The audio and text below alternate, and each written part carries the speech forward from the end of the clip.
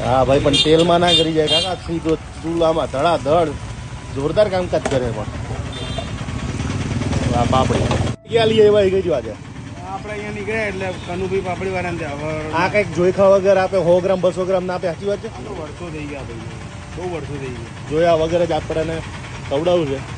અને 100 ગ્રામ માગો એટલે અંદાજિત આપી દેવું. 150 ગ્રામ કિલો બી આવે તો કિલોના હિસાબથી જ આપે, ઓછું ના નીકળે. જોયા વગર ઓલા જોઈખા વગર 50 ગ્રામ વધારે નીકળે, ઓછું ના નીકળે. વાહ, ચૂલો હળગી જાય પણ પાપડી છે ને તમારી ધોરી ના રહી, લાલ લાલ પાપડી. પાપડી લાલ કરશે ભાઈ તમારા પાલડીમાં ભાઈ ફેમસ ને? ફેમસ કનુભાઈ પાપડી વાળા. ભાઈ જોઈખા વગર ચોખ્યા ઓછી ના આવે કોઈ દિવસ? કોઈ સેજ બી ઓછી ના આવે. એવું છે? જો અહીંયા પાપડી બધાને કોઈ વજન કાઢો નહીં. અને ભાઈ જોઈએ એટલી વજન આપો, પછી વજન કર્યા વગર ખબર પડી જાય. કિલો કયો તોય